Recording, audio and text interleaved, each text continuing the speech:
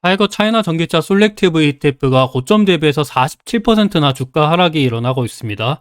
21년도 말부터 주가가 떨어졌으니까 1년 반째 주가가 떨어지기만 하고 있어요.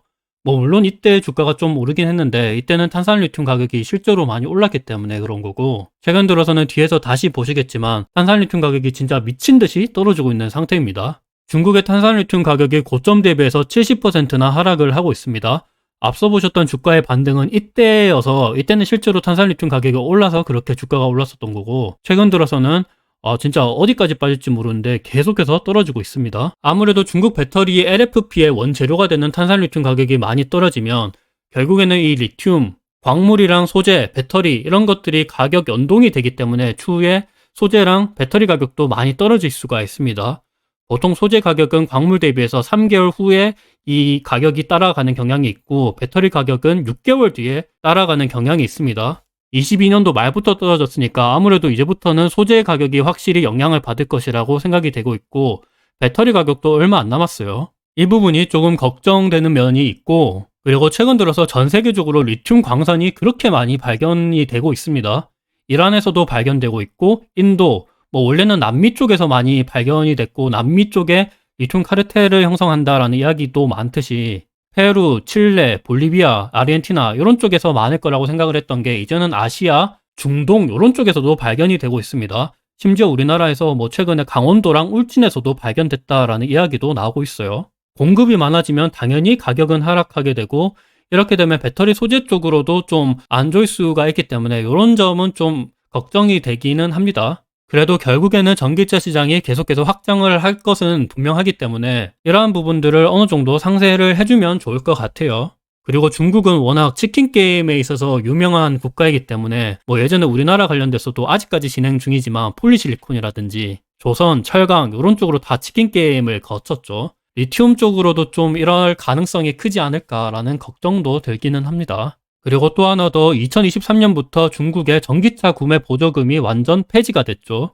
원래 전기차 보조금 관련돼서 이렇게 2017년도부터 꾸준히 있었던 게 2023년부터는 아예 제로가 됐습니다. 이러다 보니까 최근 들어서 전기차들이 가격 경쟁을 진행하게 됐고, 왜냐하면 수요가 그만큼 떨어졌고 금리도 많이 오르다 보니까 소비력도 안 좋아지고, 더군다나 설상가상으로 보조금이 완전 폐지가 되다 보니까 이러한 걱정도 있는 것 같습니다. 테슬라의 이번 1분기 영업이익률이 11.4%로 급락을 했어요. 기아가 영업이익률이 한 13% 정도가 나왔는데 기아보다 마진이 많이 축소가 됐습니다. 테슬라의 전기차 가격 인하가 어찌 보면 지금의 전기차 시장에서의 상황을 대변한다라고 생각을 하고 있는데, 결국에는 전기차 쪽에서 치킨 게임을 하게 되면 이 전기차 쪽에 배터리를 공급하는 회사들한테도 마진 압박이 일어나고, 배터리 쪽에도 마진 압박이 일어나면 당연히 소재 쪽으로도 그리고 광물 쪽으로도 영향이 가게 됩니다. 이러한 것들이 어찌 보면 지금 리튬 가격이 하락하는 것을 좀 보여주는 게 아닌가라는 생각도 들고 있어요. 또한 최근에 중국 4월 신에너지차 소매 판매가 전월 대비해서 8.4%나 감소를 했습니다. 보조금이 축소되고 경기 침체 우려가 생기면서 사람들의 소비 여력도 떨어지고, 더군다나 전기차는 내구재라 그래서 좀 가격이 비싸죠. 그래서 필수 소비재랑 다르게 우리가 10년 뒤에 살 거를 11년 뒤, 12년 뒤 이런 식으로 뒤로 미룰 수 있기 때문에 이런 점도 어찌 보면 지금 경기 침체 우려가 일어난 상황에서는 조금 안 좋은 면이라고 생각을 합니다. 그래도 작년도 2022년도에도 이렇게 마찬가지로 3월에서 4월 넘어갈 때 이 소매 판매가 줄었던 것을 생각을 해보면 결국에는 우상향을 했거든요.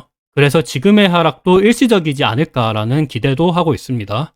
또한 최근 들어서 신차 인도 기간이 계속해서 줄어들고 있어요. 출고 기간이 떨어진다라는 거는 그만큼 반도체에 관련돼서도 공급망이 완화가 됐고, 사람들도 자동차 소비를 그렇게 많이 안 한다라고도 볼 수 있기 때문에 이러한 점도 우리가 좀 전체적으로 전기차 밸류체인에 안 좋은 영향을 끼칠 수 있지 않을까 생각을 할 수 있을 것 같아요. 중고차 가격도 추세적으로 하락 중입니다.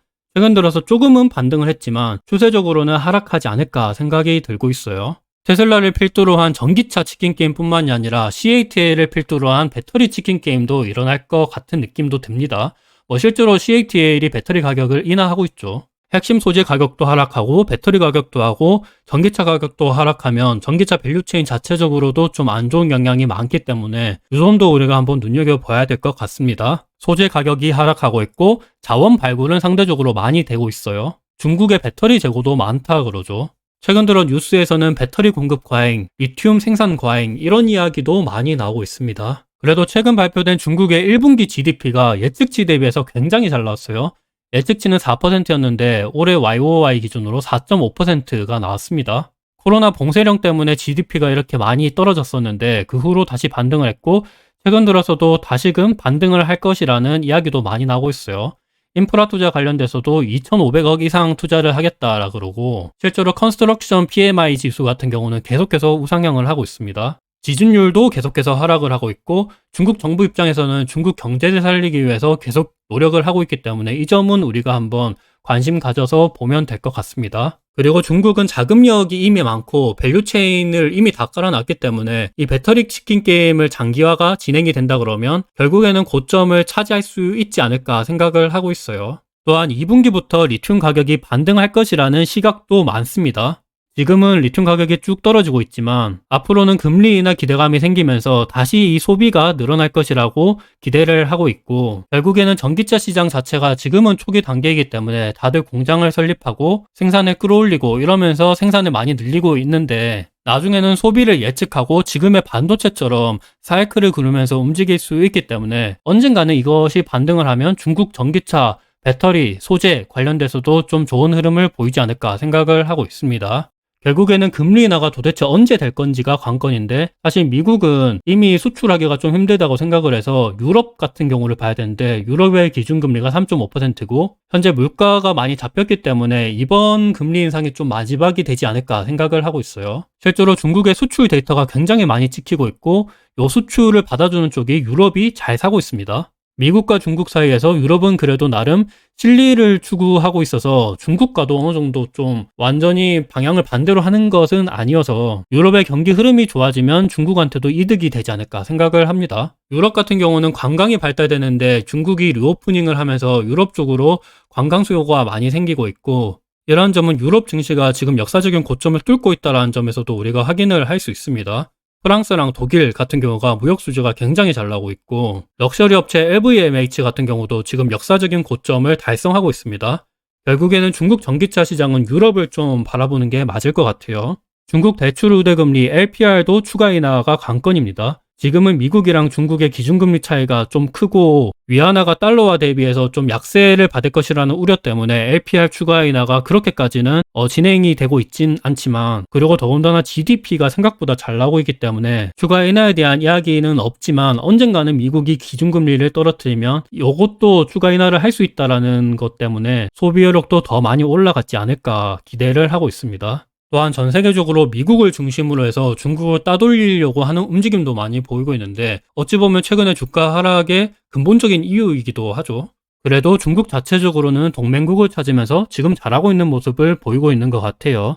마크롱이 중국 시진핑이랑 만났고 독일의 슐츠 총리도 시진핑이랑 만났죠. 스페인 총리도 마찬가지입니다. 사우디아라비아랑 인도도 이렇게 화해를 하는 모습을 보이면서 중국이 전 세계적으로 조금 입지를 강화하려고 하는 모습을 보이고 있어서 이러한 흐름이 지속되면 좀 괜찮은 모습을 보이지 않을까 생각을 하고 있어요. 더군다나 위안화 관련돼서도 최근에 원유랑 천연가스 이런 결제수단으로 위안화를 쓴다라는 이야기도 나오고 있고 러시아랑은 이미 위안화랑 루블화를 쓰려고 하고 있죠. 그래서 결국에는 시간이 지나면 좀 타이거 차이나 전기차 솔렉티브도 좀 괜찮은 흐름을 보이지 않을까 그렇게 기대를 하고 있습니다. 금리 인하가 언제쯤 찾아올지, 소비 여력이 언제쯤 다시 올라갈지, 중국의 외교적인 활동 이런 것들을 토대로 한번 살펴보시면 좋을 것 같아요.